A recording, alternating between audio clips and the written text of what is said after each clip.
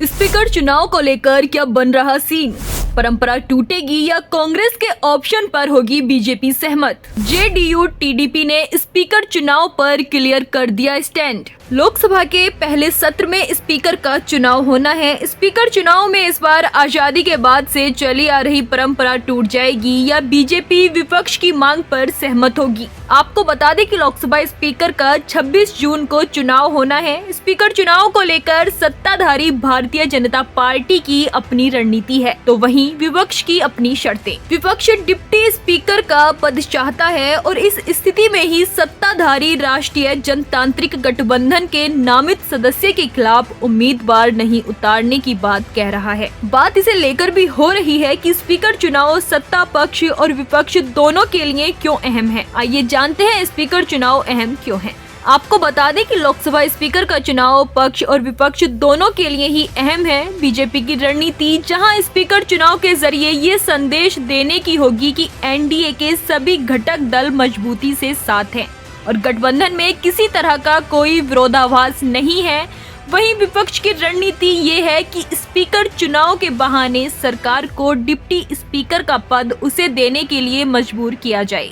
उदित राज से लेकर संजय राउत तक इंडिया ब्लॉक की पार्टियों के नेता जिस तरह से बयान दे रहे थे, उसे स्पीकर पोस्ट को लेकर एनडीए के घटक टीडीपी और जेडीयू की महत्वाकांक्षाओं को हवा देने की रणनीति से जोड़कर देखा जा रहा था। बीजेपी ने इसीलिए स्पीकर को लेकर गठबंधन सहयोगियों और विपक्षी दलों के साथ आम राय बनाने के लिए रक्षा मंत्री राजनाथ सिंह को जिम्मेदारी सौंपी है। गौरतलब है कि स्पीकर चुनाव एनडीए के घटक दलों ने बीजेपी को फ्री हैंड दे दिया है। एनडीए के घटक दल बीजेपी की ओर से स्पीकर पद के लिए नामित किए जाने वाले सांसद के समर्थन की बात कह रहे हैं। गौरतलब है कि स्पीकर चुनाव एनडीए के घटक दलों ने बीजेपी को फ्री हैंड दे दिया है। एनडीए के घटक दल बीजेपी की ओर से स्पीकर पद के लिए नामित किए जाने वाले सांसद के समर्थन की बात कर रहे हैं। जेडीयू ने साफ कर दिया है कि स्पीकर के लिए बीजेपी जिसका नाम आगे बढ़ाएगी, पार्टी उसका समर्थन करेगी। वहीं टीडीपी के राष्ट्रीय प्रवक्ता पट्टाभिराम कोमारेड्डी भी कह चुके हैं कि एनडीए के घटक दल साथ बैठकर तय करेंगे कि हमारा उम्मीदवार कौन होगा। आम सहमति से जिसका नाम तय होगा, टीडीपी समेत सभी सहयोगी दल उसका समर्थन करेंगे।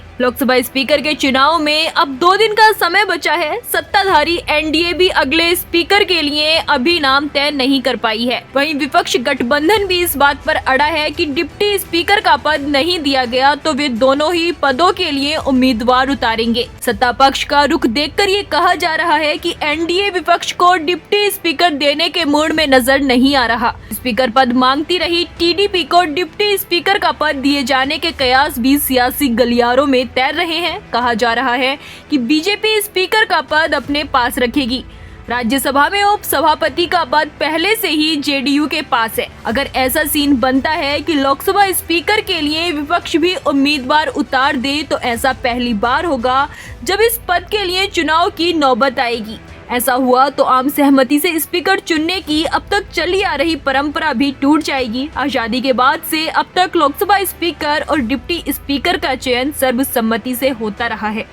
स्पीकर का पद सत्ताधारी दल और डिप्टी स्पीकर का पद विपक्ष के पास रहता है। अगर इस बार इन पदों के लिए चुनाव की नौबत आती है तो भी एनडीए की जीत सुनिश्चित है। अब सवाल ये उठ रहा है कि जब संख्या बल सत्ताधारी एनडीए के पक्ष में है, ये जानते हुए भी विपक्ष उम्मीदवार उतारने की बात कर रहा है, तो उसके पीछे संसद से एक संदेश देने की रणनीति है। चुनाव नतीजों के बाद से ही विपक्ष ये कहता रहता है कि इस बार सरकार को खुली छूट नहीं देंगे। विपक्ष परंपरा का हवाला देते हुए डिप्टी स्पीकर का पद मांग रहा है और उम्मीदवार उतारने के पीछे भी यही संदेश देने की रणनीति हो सकती है।